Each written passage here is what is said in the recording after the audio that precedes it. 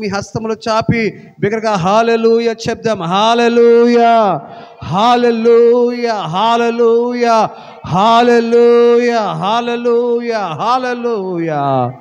ప్రార్థన. అత్యంత కృపా కనికరము కలిగిన మా గొప్ప దేవా, నీకు స్తోత్రాలు. సర్వశక్తిమంతుడానికి వందనాలు. ఇంతవరకు నీ సన్నిధిలో నీ నామాన్ని ఘనపరచడానికి, నిన్ను మహిమపరచడానికి, ఆరాధించడానికి మీరు ఇచ్చిన చక్కటి సమయాన్ని బట్టి నీకు స్తోత్రాలు తండ్రి. నాయన మరి కొంతసేపు మరి ప్రార్థించడానికి మీరు ఇచ్చిన సమయాన్ని బట్టి నీకు స్తోత్రాలు నాయన. ఈ సమయమందు నాయన నీ వాక్యాన్ని ధ్యానిస్తుండగా నీ వాక్యంలో నుండి కొన్ని సంగతులు మేము గ్రహించినట్లుగా మీరు సహాయం చేయండి నాయన. బిడలతో మీరు మాట్లాడండి, ఆత్మీయంగా బలపరచండి. వాక్యము ద్వారా వారితో మీరు మాట్లాడి ఆయన మీరు బలపరిచి మహిమ పొందుకోమని క్రీస్తుపేట ప్రార్థిస్తున్నాము తండ్రి. ఆమేన్, ఆమేన్, ఆమేన్. దయచేసి కూర్చోండి, దయచేసి కూర్చోండి. మీ పరిశుద్ధ గ్రంథాన్ని తెరిచి ఆదికాండము 16వ అధ్యాయము 7, 8, 9 వాక్యాలు చదువుతున్నాను. ఆదికాండము 16వ అధ్యాయము 7, 8, 9 వాక్యాలు 11వ నెంబర్ పేజీ మొదటి నుండి 11వ నెంబర్ పేజీ. ఆదికాండము 16వ అధ్యాయము 7, 8, 9 వాక్యాలు. యెహోవా దూత అరణ్యములో నీటి బొక్క యొద్ద అనగా షూరు మార్గములో బొక్క యొద్ద ఆమెను కనుగొని, శారాయి దాసైన హాగరు, ఎక్కడి నుండి వచ్చితివి, ఎక్కడికి వెళ్ళుచున్నావని అడిగినందుకు అది, నా యజమానురాలైన శారాయి యొద్ద నుండి పారిపోవచ్చున్నానెను. అప్పుడు యెహోవా దూత, నీ యజమానురాలు యొద్దకు తిరిగి వెళ్ళి ఆమె చేతి క్రింద అణిగియుండమని దానితో చెప్పాను. దేవునికి స్తోత్రం. హల్లెలూయా. ఈ చదువుకున్న వాక్య భాగంలో ఒక ప్రత్యేకమైన సందర్భాన్ని మనం చూస్తూ ఉన్నాం. పరిశుద్ధ గ్రంథంలో మొట్టమొదటిసారిగా యెహోవా దూత ఒక స్త్రీని దర్శించిన సందర్భాన్ని మనం చూస్తున్నాం. ఆమె పేరు హాగరు. నిజంగా హాగర్ను దేవుడు జ్ఞాపకం చేసుకున్నాడు. హాగరు గురించి మీకు తెలుసు, కొద్ది సమాచారం మీకు తెలియబరుస్తాను. దేవుడు అబ్రహాముని తన ప్రాంతమైన, తన దేశమైన ఊరనే ప్రాంతం నుండి అబ్రహాముని దేవుడు పిలిచాడు. అబ్రామా, నిన్ను గొప్ప జనముగా చేస్తాను. అబ్రహాము ఒంటరిగా ఉన్నాడు. వివాహమైంది చాలా కాలమైంది శారాయితో. అబ్రహామునకు సహోదరులు ఉన్నారు, తమ్ముళ్ళు ఉన్నారు. నాహోరు, అలాగే హారాన్ అనే ఇద్దరు తమ్ముళ్ళు ఉన్నారు. అబ్రహాం పెద్దవాడు వారిద్దరి కంటే. వారి తమ్ముళ్ళకి సంతాన ప్రాప్తి కలిగి ఉన్నది. అయితే అబ్రహాము పెద్దవాడు, సంతానం లేదు, ఒంటరిగా బాధపడుతున్నాడు. అన్నీ ఉన్నాయి, అన్ని సౌకర్యాలు ఉన్నాయి, అయితే సంతానము అబ్రహాముకి లేదు. అలాంటి మరి ఆందోళన చెందుతున్న, ఒంటరిగా ఉంటున్న, అర్థం కాని పరిస్థితులు ఉంటున్న అబ్రహాముని సర్వశక్తిమంతుడైన దేవుడు దర్శించి, అబ్రాము, నేను సర్వశక్తిమంతుడను, నీ స్వజనులను, నీ సొంత వారిని విడిచిపెట్టి నేను నీకు చూపించబోవు కానాను దేశంలోనికి నువ్వు వచ్చినప్పుడు నిన్ను ఆశీర్వదిస్తానని దేవుడు అబ్రహాముతో మాట్లాడాడు. దేవుడి మాటకు లోబడి అబ్రహాము తన భార్యను తీసుకొని బయలుదేరారు. తన పరివారుతో కూడా, తన సహోదరుడి కుమారుడైన లోతుతో కూడా కానాను దేశమునకు అబ్రహాము ప్రయాణమయ్యి కానాను దేశానికి వచ్చాడు.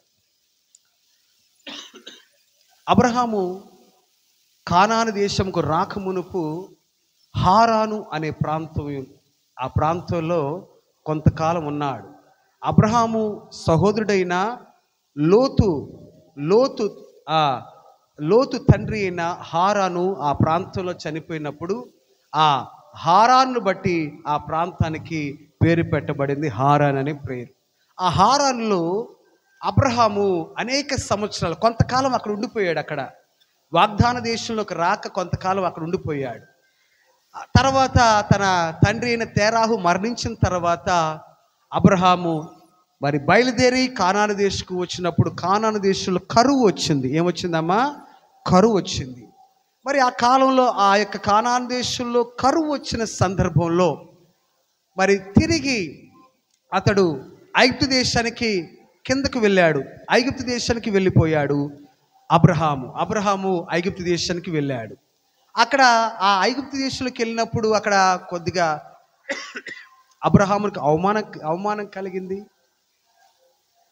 అయితే ఆ ఐగుప్తు దేశపు రాజు మరి అబ్రహామును తిరిగి తన దేశమునకు పంపించి వేశారు. ఆ పంపించే క్రమంలో తనకు విస్తారమైన మరి పాడెను ఇచ్చి, ఈ విస్తారమైన పాడెను పనివారును అబ్రహాముకు ఐగుప్తు రాజు ఇచ్చాడు. ఆ పనివారులో హాగరు అనే చిన్నది ఒకటి. ఆ అబ్రహాముకు ఐగుప్తు రాజు ఇచ్చిన శారయి చేతి క్రింద ఉండడానికి ఐగుప్తు రాజు ఇచ్చిన పనివారులో హాగరు ఒకటి. హాగరు ఐగుప్తు నుండి వచ్చినది. అయితే తిరిగి వారు ఐగుప్తు దేశం నుండి కానాను దేశానికి వచ్చారు. అనేక సంవత్సరాలు వారు కానాను దేశంలోకి వచ్చి 10 సంవత్సరాలు అవుతుంది. 10 సంవత్సరాలు అవుతుంది. దేవుడు చెప్పాడు, అబ్రామా, ఈ ఆకాశ నక్షత్రాలు చూడు, నీ సంతానాన్ని ఆకాశమందుల నక్షత్రాల వల్ల చేస్తాను, నేను అంతగా విస్తరింపజేస్తాను నిన్ను. ఇదిగో ఈ సముద్ర తీరమందలి ఇష్కరేణును చూడు, నీ సంతానాన్ని అట్టి విధంగా నేను అభివృద్ధి పరుస్తానని దేవుడు మాట్లాడు. అయితే 10 సంవత్సరాలు అయిపోయింది. కానాను దేశంలోకి వచ్చి దేవుని మాట విని లోబడి కానాను దేశానికి వచ్చి 10 సంవత్సరాలు అయింది. సంతాన ప్రాప్తి ఇంకా కలగలేదు. ఈ యొక్క శారాయి, అబ్రహాము భార్య అయిన శారాయి అనుకుంది, దేవుడు నాకు సంతానం లేకుండా చేశాడు, అయితే నా చేతి క్రిందున్న నా పనిగత్తె అయిన ఈ హాగర్ను వివాహం చేసుకో అని అబ్రహాముతో చెప్పినప్పుడు అబ్రహాము ఈ హాగర్ని వివాహం చేసుకోగా హాగరుతో వెళ్ళగా మరి హాగరు గర్భవతి అయింది. ఎప్పుడైతే హాగరు గర్భవతి అయిందో తన యజమానురాలు నీచంగా కనబడింది. తన యజమానురాలు ఈ హాగర్కి ఎలా కనబడుతుంది? నీచంగా. ఇదిగో నీకు ఇంతకాలం ఏంది సంతానం కలగలేదు. అసలు అబ్రహాం తప్పు కాదు, నీ తప్పే. నీలో లోపం ఉంది, నీలో పాపం ఉంది, నీలోనే అని హీనపరచడం ప్రారంభించింది. ఎప్పుడైతే హాగరు, శారాయి యొక్క ఉద్దేశం ఏంటి? ఈ యొక్క హాగరు ద్వారా సంతానము కలిగితే ఆ బిడ్డ తన బిడ్డ అనుకుని భావించింది. అందుకే మరి భర్తను ప్రేరేపించింది హాగరుతో కూడా పొమ్మని, హాగరుని చేర్చుకోమని, హాగర్ని వివాహం చేసుకోమని. అక్కడ మాట ఉంటుంది, అక్కడ చిన్న మాట చెప్తాను. అక్కడ అబ్రహామునకు 2వ వాక్యం చివరి మాటలో ఉంటుంది, అబ్రహాము శారాయి మాట విని. ఒకసారి 2వ వాక్యాన్ని చదువుతారా? కాగా శారాయి, ఇదిగో నేను పిల్లలు కనకుండా యెహోవా చేసి ఉన్నాడు, నీవు దయచేసి, తన భర్తతో అంటుంది, తన భర్త అయిన అబ్రహాముతో అంటుంది, నేను పిల్లలు కనకుండా యెహోవా చేసి ఉన్నాడు, నీవు దయచేసి నా దాసితో పొమ్ము, ఒకవేళ ఆమె వలన నాకు సంతానము కలగవచ్చునని అబ్రాముతో చెప్పెను. అబ్రాహాము శారాయి మాట వినెను. దేవునికి స్తోత్ర, హల్లెలూయా. అబ్రాహాము శారాయి మాట వినెను. నేను అనుకుంటా అబ్రాహాము మరి శారాయి మాట ఏ విషయంలో విన్నాడో వినలేదో తెలియదు, కానీ ఈ విషయంలో బాగా విన్నాడట. మరి అబ్రహాము భార్య మాట వినేవాడో లేదో తెలియదు, కానీ శారాయి మాటకి విలువిచ్చేవాడో లేదో మనకు సరిగ్గా తెలియదు, కానీ ఇక్కడ విన్నాడట. శారాయి మాట ఈ విషయంలో విన్నాడట. అలాగే తన భార్య అయినా శారాయి చెప్పినట్లుగా తన దాసిని చేర్చుకున్నాడు, వివాహం ఆడాడు. మరి ఆమెతో ఉన్నప్పుడు ఆమె గర్భవతి అయింది. గర్భవతి అయినప్పుడు తన యజమానురాలు ఎలా కనపడుతుందట? హీనముగా కనపడుతుందట, తక్కువగా కనపడుతుందట. తన యజమానురాలు శారాయి హాగరుకి ఎలా కనపడుతుంది? తక్కువగా కనపడుతుంది. ఎందుకనంటే మరి అప్పుడు వరకు పని చేసుకునేది ఇప్పుడు మేడం అయిపోయిందిగా.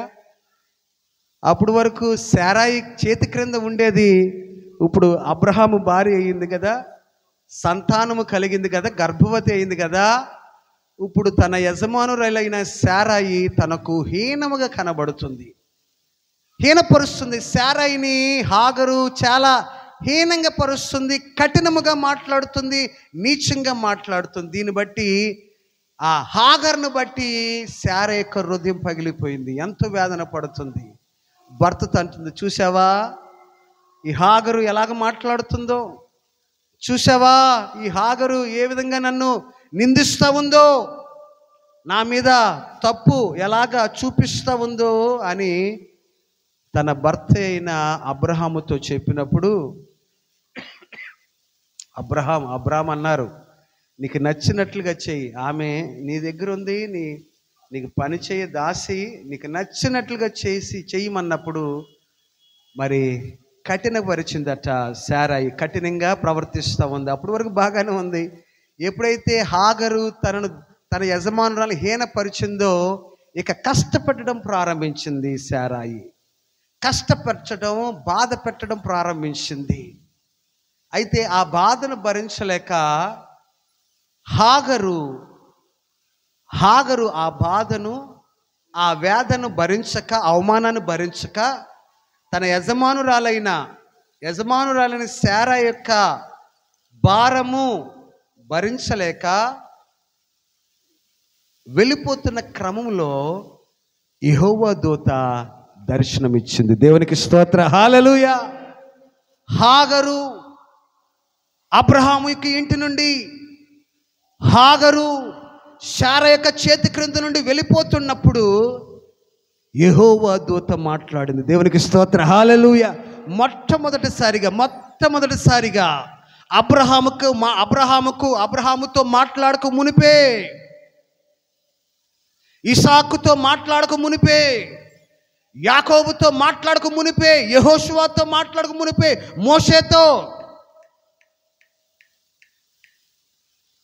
మోషేతో మాట్లాడక మునిపే, మన పితరులైన వారితో అనేకులు మాట్లాడక మునిపే మొట్టమొదటిగా యెహోవా దూత హాగరుతో మాట్లాడింది. దేవునికి స్తోత్ర, హల్లెలూయా. మొట్టమొదటిగా యెహోవా దూత హాగరుతో మాట్లాడింది. నిజంగా ఒక బాధపడుతున్న స్త్రీ విషయంలో, అవమానపడుతున్న స్త్రీ విషయంలో, వేదన పడుతున్న స్త్రీ విషయంలో దేవుడు ఎంత శ్రద్ధ వహిస్తాడో ఈ వాక్యం ద్వారా మనం తెలుసుకుంటాం. నింద, శ్రమ, శోధన, అవమానము పడుతున్న వారి విషయమై దేవుడు శ్రద్ధ తీసుకుంటాడని మనం ఈ విషయంలో తెలుసుకుంటూ ఉంటున్నాం ఈ యొక్క వాక్యం ద్వారా. హాగరు తిరిగి అబ్రహాము ఇంటి నుండి శారాయి చేతి క్రింద నుండి వెళ్ళిపోతుంది. ఆమె ఎక్కడికి వెళుతుందో తెలుసా? తిరిగి ఐగుప్తుకి వెళ్ళిపోతూ ఉంది. తిరిగి తన యొక్క మరి దేవతా దేవుళ్ళ యొద్దకు వెళ్ళిపోతూ ఉంది. తిరిగి తన స్వజుల యొద్దకు తిరిగి వెళ్ళిపోతూ ఉంది. రక్షణ పొందుకుంది, ప్రభుని గురించి తెలుసుకుంది. అబ్రహాము ఇంటికి వచ్చి జీవం కలిగిన దేవుని గురించి తెలుసుకుంది. ఆ దేవుని మీద విశ్వసించింది, ఆ దేవుని నమ్ముకుంది, భయభక్తులతో పెరుగుతుంది. ఆ దేవుణ్ణి సర్వశక్తిమంతుడైన యెహోవాను గురించి అనేకమైన సంగతులు తెలుసుకుంది. ఆత్మీయంగా బలపడుతూ ఉంది, ఆత్మీయంగా అభివృద్ధి చెందుతుంది. అబ్రహాము దగ్గర ఆత్మీయంగా బలపడుతూ ఉంది, శారాయి దగ్గర. ఇలాంటి సమయంలో కష్టం వచ్చినప్పుడు తన యొక్క యజమానురాలైన శారాయి ఈ దాసి అయిన హాగర్ను కష్టపెట్టినప్పుడు ఆమె ఆ ఇంటి నుండి వెళ్ళిపోతుంది, ఐగుప్తు దేశానికి వెళ్ళిపోతుంది. దేవుడు ఆమెను దర్శించాడు. దేవునికి స్తోత్రం, హల్లెలూయా. ఎంత గొప్ప దేవుడమ్మా.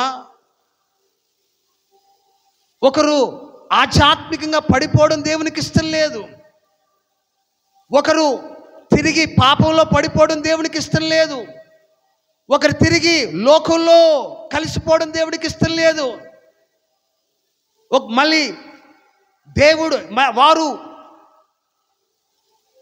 పాపంలో లోకంలో విగ్రహారాధనలో పడిపోవడం దేవునికి ఇష్టం లేదు. అందుకనే దేవుడు కలగ చేసుకున్నాడు. దేవునికి స్తోత్రం, హల్లెలూయా. ఈ వాక్యం ఈ ఉదయకాల సమయం అందు ధ్యానిస్తున్నప్పుడు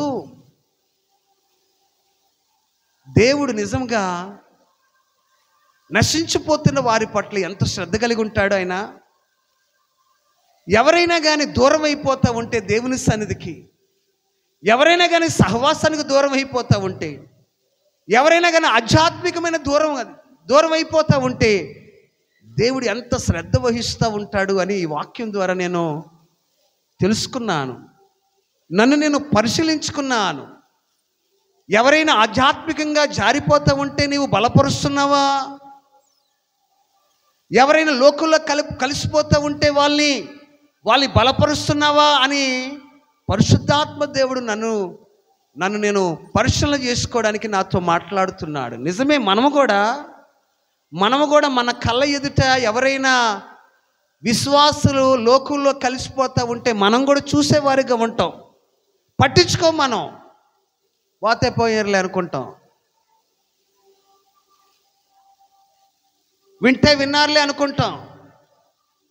వాళ్ళ మీద శ్రద్ధ వహించం. వారిని తిరిగి దేవుని సన్నిధికి నడిపించే విషయంలో శ్రద్ధ వహించము. దేవుని సన్నిధికి రాలేకపోతున్న వారి విషయమై మనం శ్రద్ధ చూపించము. నిజంగా దేవుడు శ్రద్ధ చూపిస్తున్నాడు. ఈ వాక్యం ధ్యానిస్తున్నప్పుడు నన్ను నేను పరిశీలన చేసుకుంటున్నాను. ఈ వాక్యం ధ్యానిస్తున్నప్పుడు నా సంఘ బిడ్డలు ఎలాగుంటున్నారో ఆలోచన చేస్తూ ఉన్నాను. దేవుడు ఎంత శ్రద్ధ కలిగి ఉన్నాడమ్మా హాగరు విషయమై. హాగరు దేవుడు దర్శించగల కారణం ఏంటంటే హాగరు తిరిగి ఐగుప్తుకి వెళ్ళకూడదు. హాగరు తిరిగి లోకానికి వెళ్ళకూడదు. ఎందుకంటే జీవం కలిగిన దేవుని తెలుసుకుంది ఆవిడ. ఆమె వెళుతుంది, ఆమె పోగొట్టుకుంటుంది. అబ్రహాము కుటుంబం నుండి వెళ్ళిపోతుంది. అబ్రహాము ఆశీర్వదించబడిన గృహం అది. అబ్రహాము గృహము దీవించబడిన గృహం అది. అబ్రహాము గృహము నిరీక్షణ గృహం అది. అబ్రహాము గృహము విశ్వాస గృహం అది. ఆ విశ్వాస గృహం నుండి, నిరీక్షణ గృహము నుండి, ఆశీర్వాద గృహము నుండి ఈ హాగరు వెళ్ళిపోతూ ఉంది. ఎక్కడికి వెళ్తుంది? లోకంలోకి వెళ్ళిపోతుంది. దేవుడు కలగ చేసుకుంటున్నాడు. దేవుడు హాగరుతో మాట్లాడుతున్నాడు. అరణ్యంలో ఉన్న ఒక నీటి బొగ్గు ఎద్దుకు హాగరుని తీసుకువెళ్తున్నాడు. దేవునికి స్తోత్రం, హల్లెలూయా. అరణ్యంలో ఉన్న ఒక నీటి బొగ్గు ఎద్దుకు హాగరుని నడిపించి అక్కడ దర్శనమిచ్చాడు. అతను మాట్లాడాడు, హాగరు, సారాయి దాసి అయిన హాగరు అని మాట్లాడాడు. మాట్లాడడం మాత్రమే కాదు, కనబడ్డాడు. దేవునికి స్తోత్రం, హల్లెలూయా. ఈ యొక్క హాగరుకు దేవుడు మాట్లాడడం మాత్రమే కాదు, కనబడ్డాడు. అరణ్యంలో నీటి బొగ్గ దగ్గర శారాయితో మాట్లాడాడు, హాగరుతో మాట్లాడాడు, హాగరుకు కనబడ్డాడు. దేవునికి స్తోత్రం, హల్లెలూయా. హోషియా 2వ అధ్యాయము 14వ వాక్యాన్ని తీద్దాం. హోషియా 2వ అధ్యాయము 14వ వాక్యాన్ని ఒకసారి చదవండి.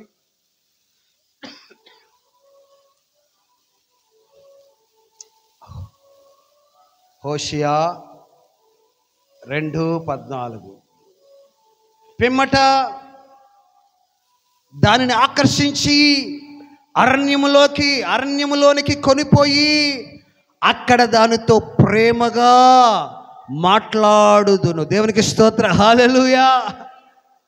దేవుడు మనతో మాట్లాడాలంటే అరణ్యానికి తీసుకువెళ్తాడు.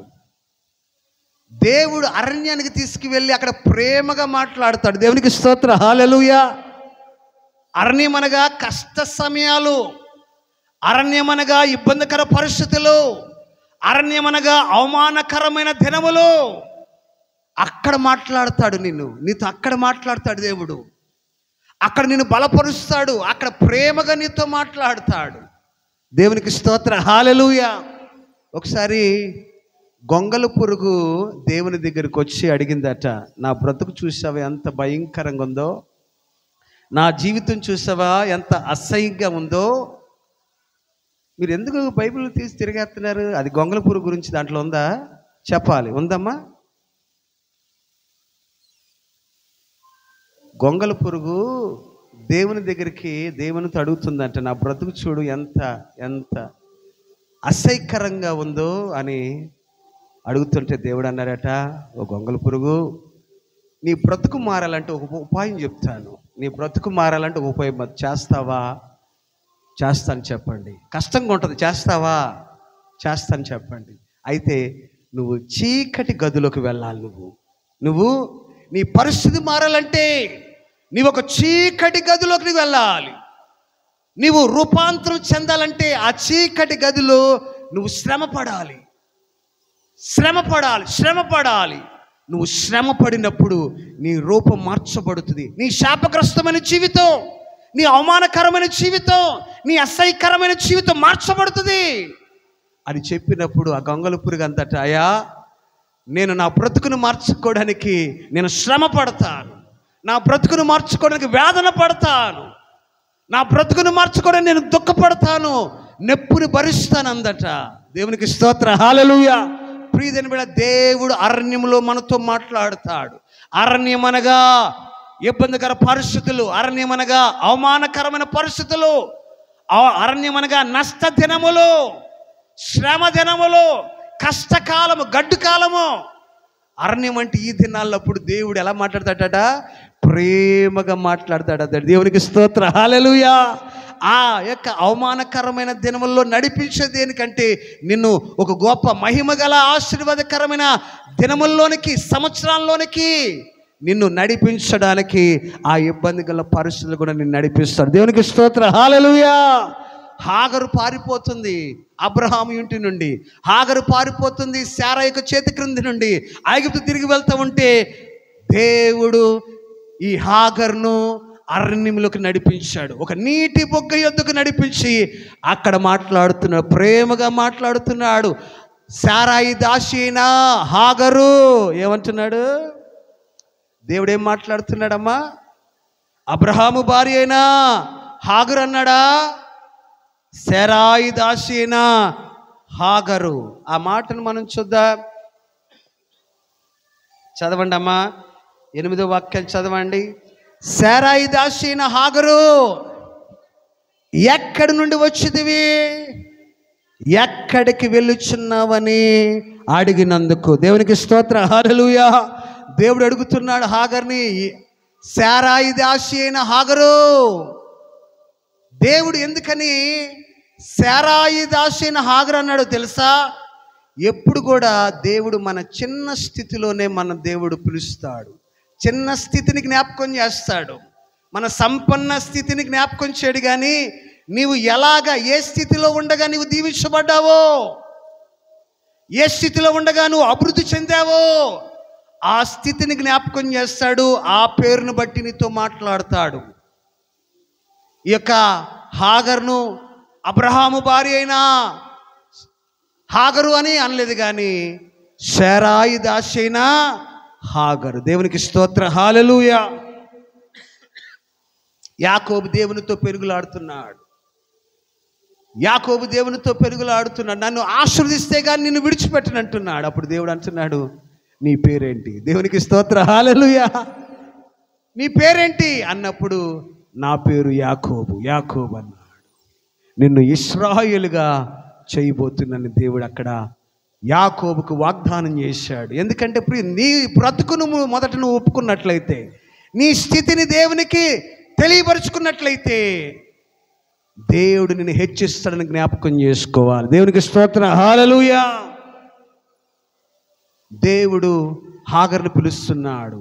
శారాయి భార్య అయినా, శారాయి దాసి అయినా, హాగరు ఎక్కడి నుండి వచ్చేటివి, నీవు ఎక్కడికి వెళుచున్నావు? నీకేమైనా అర్థమవుతుందా? హాగరు నీకేమైనా అర్థమవుతుందా? నువ్వు ఎక్కడి నుంచి వెళుతున్నావో తెలుసా? నువ్వు ఏ స్థలం నుండి వెళ్ళిపోతున్నావో తెలుసా? ఏ పరిస్థితుల నుండి వెళ్ళిపోతున్నావో తెలుసా? అది యెహోవాను ఆశీర్వదించబడిన గృహం, అది విశ్వాస గృహం, అది అభివృద్ధి గృహం. ఆ గృహం నుండి నువ్వు ఐగుప్తుకు పారిపోతావా? ఆ మంచి గృహం నుండి నువ్వు లోకంలోకి వెళ్ళిపోతావా అని దేవుడు మాట్లాడదు. ఎక్కడి నుంచి నీవు వస్తున్నావు, ఎక్కడికి నువ్వు వెళ్తున్నావో తెలుసా అని దేవుడు మాట్లాడుతున్నప్పుడు ఆ కింద వాక్యాన్ని మనం చదువుకుందాం. అడిగినందుకు అది నా యజమానురాలైన శారా యొద్ద నుండి పారిపోచున్నాను నేను. దేవునికి స్తోత్రం, హల్లెలూయా. హాగరు అంటుంది, నా యజమానుడి, నా యొక్క యజమానురాల దగ్గర నుండి నేను పారిపోచున్నాను. ఎక్కడి నుంచి వస్తున్నానని చెప్తుంది? నా యజమానురాలు దగ్గర నుండి. చెప్పాలి, ఎక్కడి నుంచి అమ్మా? నా యజమానురాల దగ్గర నుండి నేను పారిపోతున్నాను. ఈ హాగరు దేవుడు మాట్లాడుతున్నప్పుడు, దేవుడు అడుగుతున్నప్పుడు హాగరు చక్కగా యథార్థంగా మాట్లాడుతుంది. దేవునికి స్తోత్రం, హల్లెలూయా. ఊరికినే మా ఊరిలో వస్తానని చెప్పట్లా, ఊరికి నేను ఏం పని లేదా, ఊరికి వచ్చాను నేను, ఊరిని అటు వెళ్ళి ఇటు వద్దామని అనట్లా. అబద్ధం మాటల. ఆమె ఎవరి ఎదుట ఉన్నది? ఆమె ఎవరి యొద్ద ఉన్నది? ఎవరితో మాట్లాడుతున్నది? ఎవరి యొద్ద ఉన్నదంటే జీవం కలిగిన దేవుని యొద్ద నిలిచి ఉన్నది ఆవిడ. ఆమె కనులారా జీవం కలిగిన సర్వశక్తివంతుడైన దేవుడు అబ్రహాముతో మాట్లాడిన దేవునితో ముఖాముఖిగా మాట్లాడుతుంది. దేవుడు చూస్తూ ఉంది. దేవుడు అడుగుతున్నాడు, హాగరు నువ్వు ఎక్కడి నుంచి వచ్చావు, ఎక్కడికి వెళ్తున్నావు అన్నప్పుడు దేవునికి మరుగైనది ఏది ఉన్నదా? దేవుని యొద్ద ఏమైనా దాచగలమా? యథార్థంగా నేను నా యజమానురాల దగ్గర నుండి నేను పారిపోతున్నాను. ఏమని చెప్తుంది? పారిపోయి వచ్చాను నేను, అంతేగాని నేను మా యజమానురాల దగ్గర నుండి వచ్చాను నేను అట్లా. ఎక్కడి నుంచి వచ్చింది? నేను పారిపోతున్నాను, నా యజమానురాల దగ్గర నుండి పారిపోతున్నానని యథార్థముగా హాగరు మాట్లాడినప్పుడు, అప్పుడు యెహోవా దూత నీ యజమానురాలు యొద్దకు తిరిగి వెళ్ళి ఆమె చేతి క్రింద అణిగియుండుము. దేవునికి స్తోత్రం, హల్లెలూయా.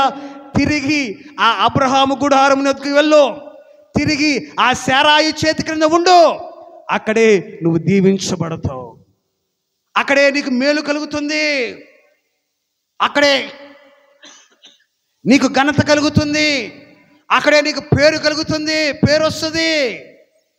తిరిగి వెళ్ళమని చెప్పినప్పుడు అక్కడ గొప్ప వాగ్దానాన్ని ఇస్తున్నాడు దేవుడు. చదువుకుందామా? మరియు యెహోవా దూత నీ సంతానమును నిశ్చయముగా విస్తరింపచేసేదను, అది లెక్కింప వీలులేనంతగా విస్తారమగునని దానితో చెప్పాను. దేవునికి స్తోత్రం, హల్లెలూయా. నీ సంతానాన్ని దీవిస్తాను నేను, లెక్కకు విస్తారముగా నీ సంతానాన్ని నేను దీవిస్తానని హాగరుతో చెప్పినప్పుడు హాగరు తిరిగి తన యజమానురాల దగ్గరికి వెళ్ళింది. దేవునికి స్తోత్రం, హల్లెలూయా. ప్రియమైన బిడ్డలారా, మనం అభివృద్ధి చెందాలంటే మనం తగ్గించుకునేటట్టుగా ఉండాలి. మనం తగ్గించుకోవాలి. దేవుని యొక్క వాగ్దానాలు స్వతంత్రించుకోవాలంటే మనం తగ్గించుకోవాలి.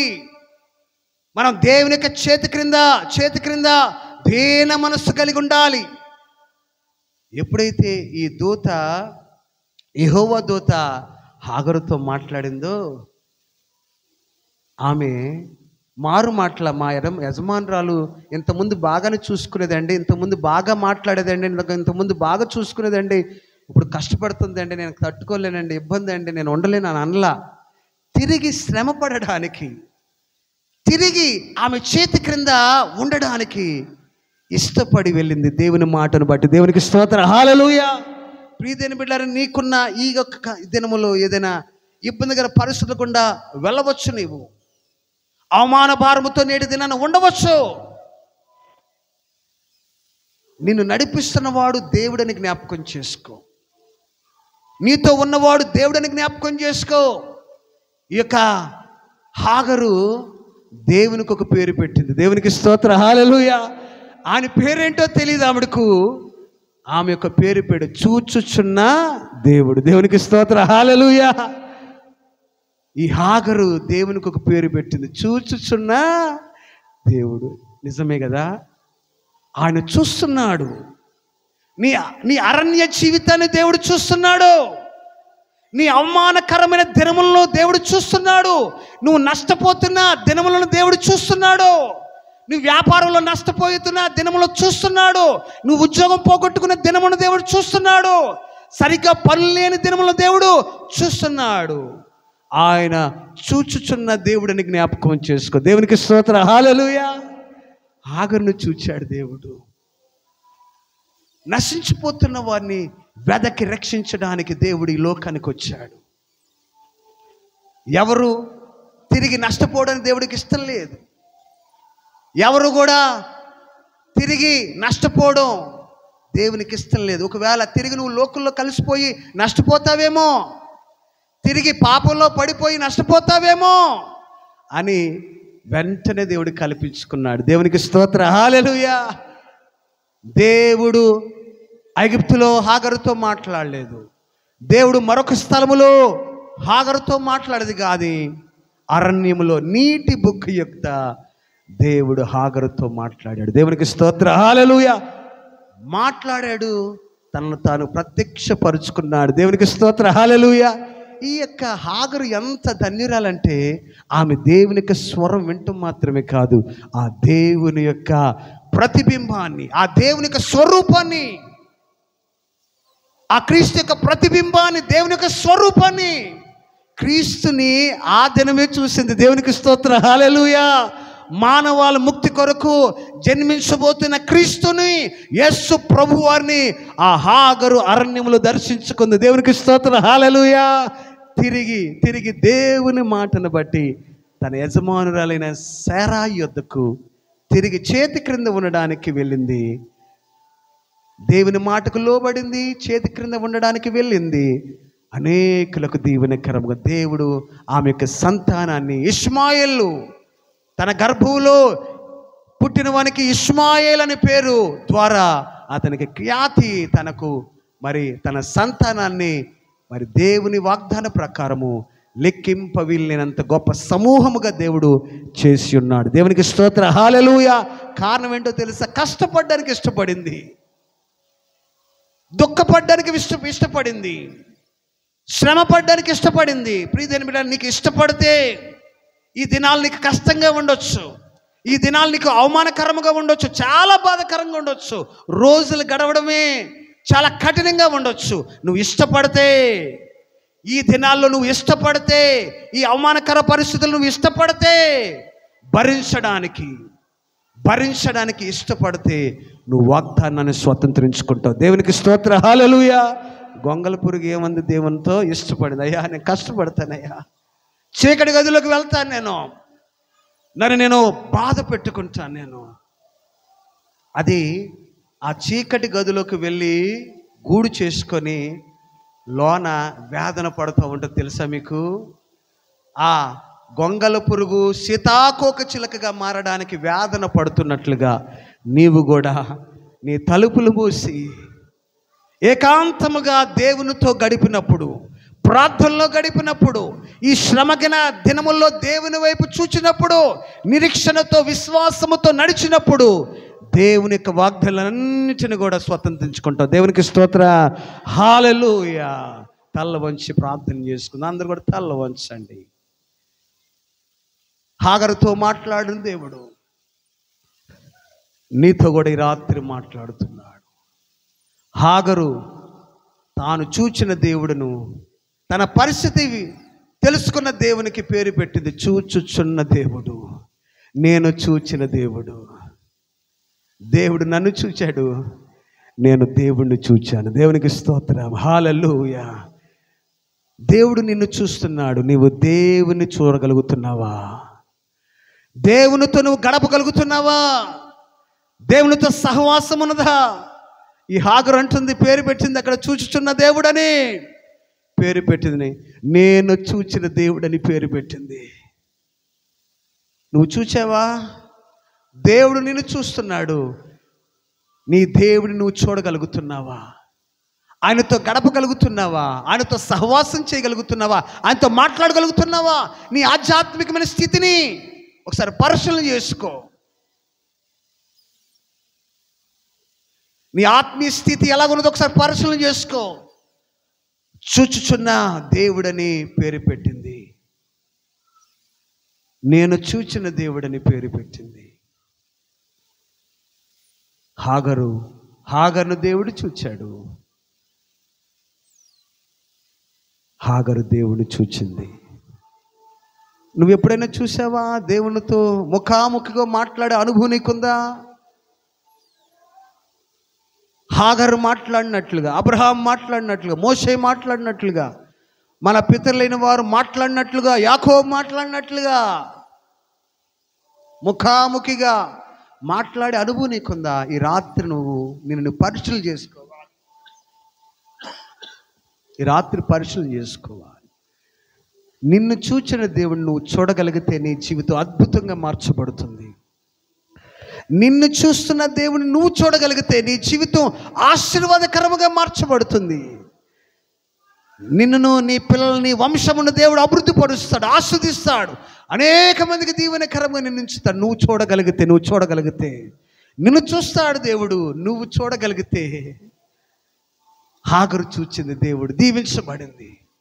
అబ్రహాము చూచాడు దేవుడిని, దీవించబడ్డాడు. ఇసాకు చూశాడు, దీవించబడ్డాడు. యాకోబు చూశాడు, దీవించబడ్డాడు. నీవు కూడా చూడగలిగితే దేవుడు దీవిస్తాడు. నీ వాగ్దానములన్నీ కూడా నెరవేర్చబడతాయి. దేవునితో నీకున్న అనుభవం ఎలాంటిదో చూడు, ఒకసారి పరిశీలన చేసుకో. దేవునితో నీకున్న అనుభవం, దేవునితో ఉన్న నీకున్న సహవాసము.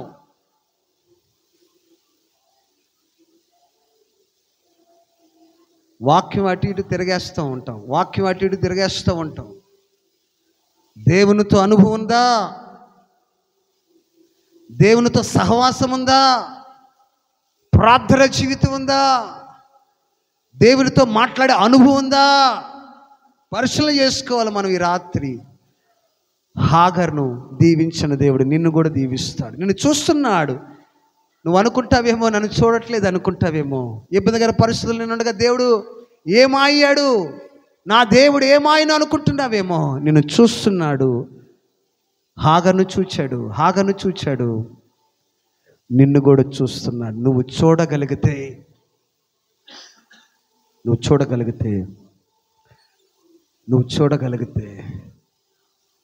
చూడగలిగితే దేవుడు నిన్ను దీవిస్తాడు. హల్లెలూయా. రెండు హస్తములు ఆకాశం వైపు చూపిస్తూ బిగ్గరగా హల్లెలూయా చేద్దాం. హల్లెలూయా చెప్పాలి గట్టిగా. హల్లెలూయా, హల్లెలూయా, హల్లెలూయా, హల్లెలూయా, హల్లెలూయా. అత్యంత కృప కనికరము కలిగిన మా గొప్ప దేవానికి స్తోత్రాలు. ఈ శనివారము ప్రార్థనా సమయంలో మమ్మల్ని నడిపించి నీవు మాతో మాట్లాడినందుకు నీకు స్తోత్రాలు. హాగరుతో మాట్లాడిన దేవుడు నాయన. ఎవరైనా కానీ నశించిపోతూ ఉన్నట్లయితే నీవు ఆటంకపరుస్తావు, వారిని విడిచిపెట్టవు నాయన. వారిని పట్టుకుంటావు, వారితో మాట్లాడతావు, వారిని దర్శిస్తావు, వారిని బలపరుస్తావు నాయన. నన్ను ఈ రాత్రి మేము ఏ స్థితిలో ఉన్నామో మమ్మల్ని మేము పరీక్షలు చేసుకోవడానికి నువ్వు మాట్లాడినందుకు నీకు స్తోత్రాలు. నిజమేనయ్యా, మా ఆత్మీయులు నాయన లోకంలో కలిసిపోతూ ఉంటే, మా ఆత్మీయులు, మా సంఘబిడలు, మా ఆత్మీయులు నాయన నీ సన్నిధిని పోగొట్టుకుంటున్నట్లయితే మేము చూసేవారిగా ఉంటున్నాం, కానీ వారిని ప్రేరేపించేవారిగా ఉండట్లేదు, మాట్లాడేవారిగా ఉండట్లేదు, వారిని దర్శించేవారిగా ఉండట్లేదు, మనం వారిని బలపరిచేవారిగా మేము ఉండట్లేదు. నాయన హాగరు విషయమై నువ్వు కల్పించుకున్నావు. హాగరు నష్టపోవడానికి వీలు లేదు. హాగరు తిరిగి తన స్వదేశమునకు విగ్రహారాధనలకు వెళ్ళడానికి నీకు ఇష్టం లేదు నాయనా. నీవు మాట్లాడి ఉన్నావు నాయనా, నీకు స్తోత్రాలు దేవా. హాగరు నాయన నిన్ను చూచిన దాన్ని బట్టి, నీవు హాగరును చూచిన దాన్ని బట్టి చూచుచున్న దేవుడని నాయన నీకు పేరు పెట్టి ఉన్నది. నీకు స్తోత్రాలయ్యా. హాగరును చూచావు, హాగరు నిన్ను చూచింది నాయన. నీ బిడలు నాయన వారు ఆత్మీయంగా ఎదగడానికి సహాయం చేయండి. వారు నువ్వు చూస్తున్నావు, వారు కూడా నిన్ను చూడడానికి వారిని ఆత్మీయంగా బలపరచండి నాయన. వాక్యంలో నడిపించండి, ప్రార్థనలో నలగగొట్టండి దేవా. నాయన తండ్రి, వారిని జ్ఞాపకం చేసుకోండి, వారిని బలపరిచి వారి వాగ్దానాలు దయచేయమని ప్రార్థిస్తున్నా. దేవానికి స్తోత్రాలు తండ్రి.